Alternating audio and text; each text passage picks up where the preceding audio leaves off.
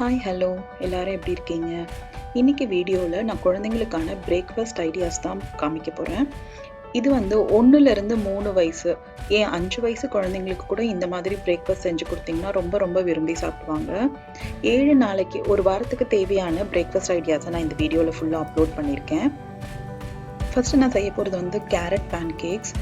அதுக்காக நான் வந்து ஒரு 2 கேரட்டை தோல் சீவி இந்த மாதிரி ஒரு 1/2 கிளாஸ் தண்ணி விட்டு நல்லா வேக வச்சு அரைச்சி வச்சுக்கிறேன். ஒரு சின்ன பவுலில் ஒரு முட்டை போட்டுக்கிறேன்.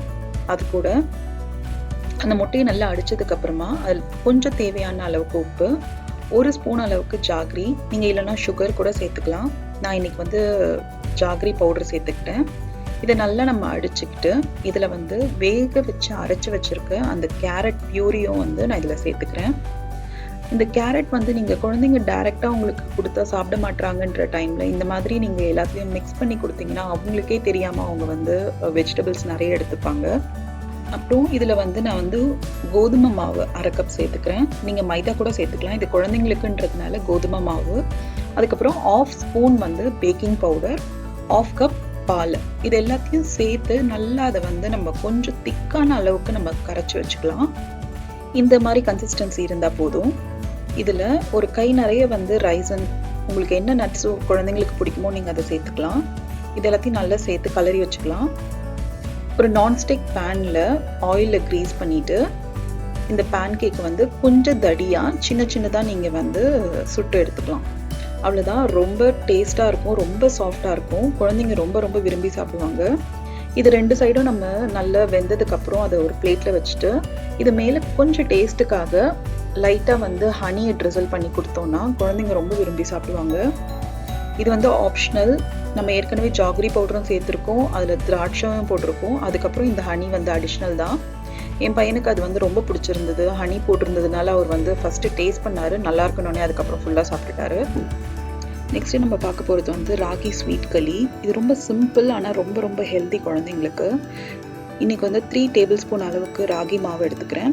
அப்புறம் 2 டேபிள் ஸ்பூனுக்கு நாட்டு சர்க்கரை, நீங்கள் சுகர் எடுத்துக்கலாம், இல்லைனா வந்து வெல்லம் கூட எடுத்துக்கலாம். அப்புறம் கொஞ்சமாக ஏலக்காய் பொடி, அப்புறம் 1/2 கப் வந்து தேங்காய் பால்.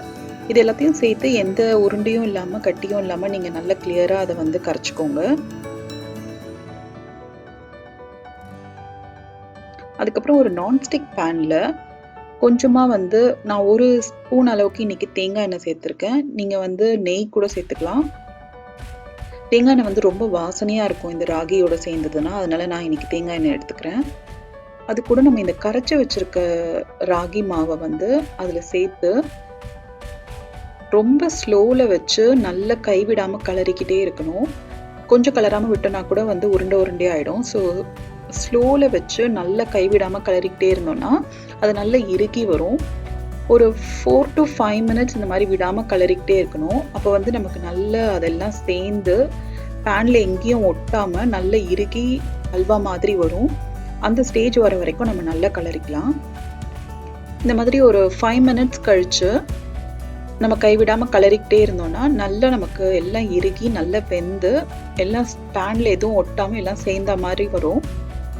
அதுக்கப்புறமா நம்ம ஒரு பவுலில் அதை மாற்றிக்கிட்டு நல்லா ஆறுனதுக்கப்புறமா குழந்தைங்களுக்கு சர்வ் பண்ணலாம். இது வந்து நல்ல ஃபில்லிங்காக இருக்கும், ரொம்ப நல்லது குழந்தைங்களுக்கு. என் பையனுக்கு இந்த பிரேக்ஃபாஸ்ட் வந்து எப்போவுமே ரொம்ப பிடிக்கும். எது பிடிக்கலனாலும் இது கொடுத்தா அவர் வந்து ஹாப்பியாக சாப்பிடுவார். நெக்ஸ்ட்டு வந்து ப்ரோட்டீன் தோசை. நம்ம ஊரில் வந்து பருப்பு அடை, பருப்பு தோசைன்னு சொல்லுவாங்க. இது பார்த்திங்கன்னா நம்ம வீட்டில் என்னெல்லாம் பருப்பு இருக்கோ எல்லா பருப்புமே சேர்த்து நீங்கள் இந்த தோசை செய்யலாம். நான் வந்து இன்றைக்கி பச்சை பருப்பு, ராஜ்மா, மொச்சப்பருப்பு, துவரம்பருப்பு, கடலைப்பருப்புன்னு சொல்லி வீட்டில் இருக்க எல்லா பருப்புமே போட்டிருக்கேன். 1/2 கப் அரிசிக்கு எல்லா பருப்புமே 1/4 கப் போட்டிங்கனாலே போதும். இது கூட கொஞ்சமாக வந்து பச்சை மிளகாய், அப்புறம் கொஞ்சமாக இஞ்சி, ஒரு 1/2 ஸ்பூன் சோம்பு, 1/2 ஸ்பூன் சீரகம், அதுக்கப்புறமா வந்து 1 பல்லு பூண்டை இடித்து போட்டிருக்கேன். அப்புறம் தேவையான அளவுக்கு உப்பு. இது எல்லாத்தையும் சேர்த்து நம்ம தோசை மாவு அளவுக்கு வந்து நல்லா அரைச்சி வச்சுக்கலாம்.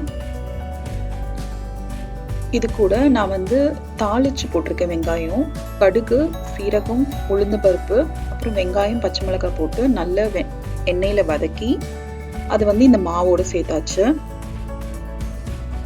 இதை வந்து உங்களோட விருப்பத்துக்கு திக்காக வேணும்னா நல்லா திக்காக ஊற்றி அடை மாதிரியும் சுட்டு தரலாம். இல்லைனா வந்து மெலிசா விட்டு நிறைய நெய் விட்டு மொறுமொறுன்னு தோசை மாதிரியும் சுட்டு கொடுக்கலாம்.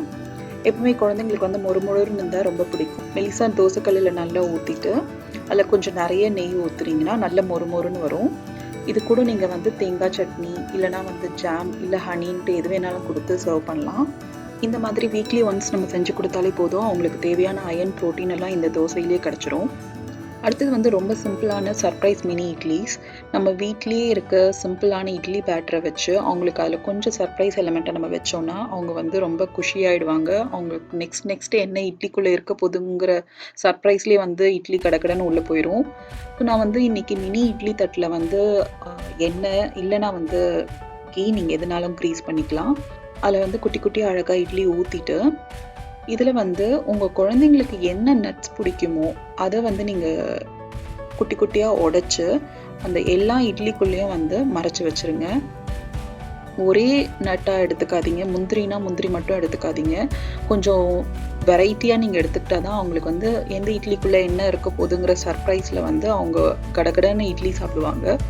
ஸோ வந்து இட்லி பிடிக்காத குழந்தைங்களுக்கு ஏதாவது டிஃப்ரெண்ட்டாக பிரேக்ஃபாஸ்ட் வேணும்னு நினைக்கும் போது இந்த மாதிரி நீங்கள் செஞ்சு கொடுத்தீங்கன்னா அவங்க அந்த ஒரு பிளேஃபுல்லாக அதை வந்து கடகடன்னு இட்லி சாப்பிட்டுப்பாங்க. நான் வந்து இது அழகாக அவனுக்கு ஜாமோடு தொட்டு கொடுத்தேன். அவன் வந்து ஃபஸ்ட்டு இட்லியில் என்ன இருக்குது, கேஷ்யூவா, ஓகே நெக்ஸ்ட்டில் என்ன இருக்குதுன்னு சொல்லி அவர் கடகடன்னு ஓடி வந்து கண்டுபிடிச்சி சாப்பிட்டுட்டு இருந்தார். பிளேட்டு எப்போ காலியாச்சுன்னே தெரியல, கடகடன்னு இட்லி எல்லாம் காணாமல் போச்சு. ஸோ நெக்ஸ்ட் நம்ம பார்க்க போகிறது வந்து ராகி இடியாப்பம். நான் எனக்கு வந்து ஒரு பவுலில் 1/2 கப் ராகி, 1/2 கப்பை விட கொஞ்சம் கம்மியாக ரைஸ் ஃப்ளவர் எடுத்துக்கலாம்.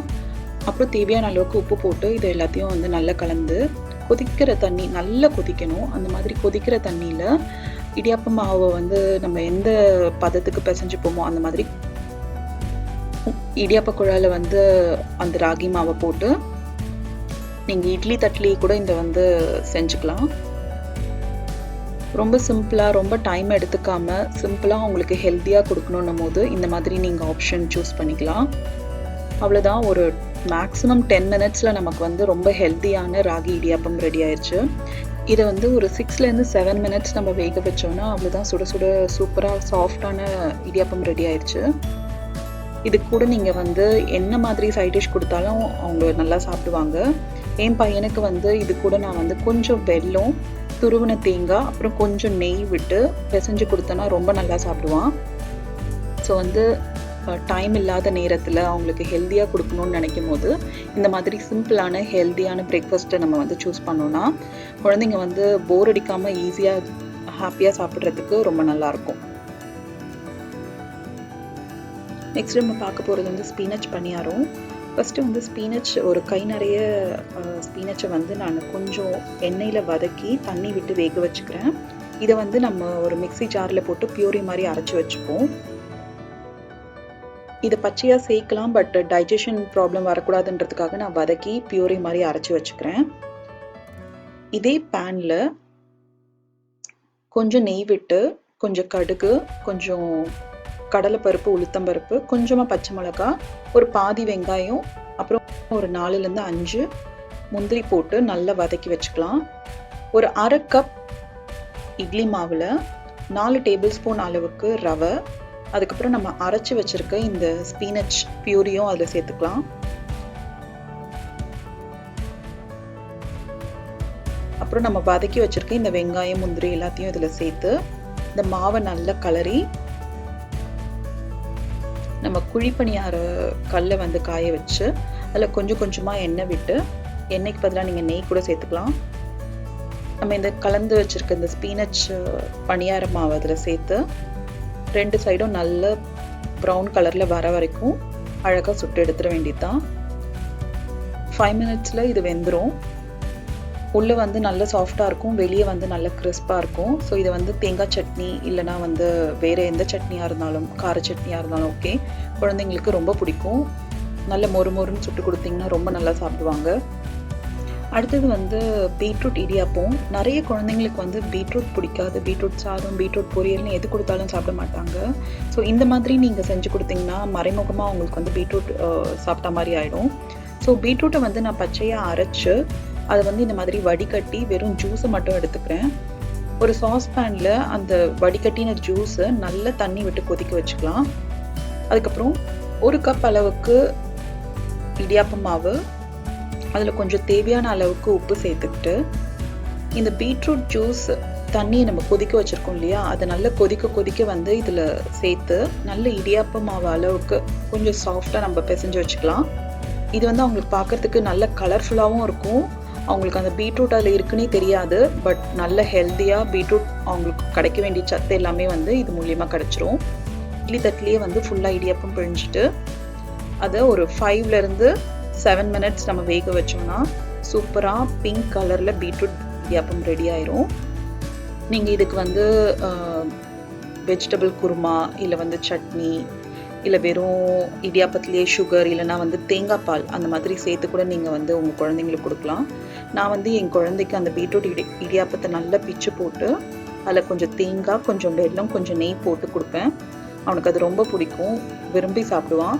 ஸோ வந்து உங்கள் குழந்தைக்கு வந்து எந்த மாதிரி ஆப்ஷன் நீங்கள் சைட் டிஷ்ஷாக வச்சா அவங்களுக்கு பிடிக்குமோ அந்த மாதிரி வச்சு கொடுத்தீங்கன்னா அவங்க ரொம்ப, நீங்கள் எது கொடுத்தாலுமே வந்து விரும்பி சாப்பிடுவாங்க. ஸோ இந்த வீடியோ உங்கள் எல்லாருக்கும் ரொம்ப பிடிச்சிருக்கும்னு நினைக்கிறேன். இந்த வீடியோவில் இருக்க எல்லா ரெசிபீஸுமே வந்து ட்ரை பண்ணுங்கள். ஏதாவது டவுட் இருந்துச்சுன்னா கமெண்ட்டில் வந்து கேளுங்க, நான் ரிப்ளை பண்ணுறேன். இந்த மாதிரி குழந்தைங்களோட ஃபுட் ஐடியாஸ் அப்புறம் நிறைய ரெசிபீஸ் எல்லாம் உங்களுக்கு தெரியணும்னா என்னோடய சேனலுக்கு சப்ஸ்கிரைப் பண்ணுங்கள். அப்போ தான் நான் போடுற வீடியோஸ் எல்லாத்தையும் உங்களால் பார்க்க முடியும். இன்னொரு வீடியோவில் உங்கள் எல்லாரையும் மீட் பண்ணுறேன். அது வரைக்கும் பாய் பாய்.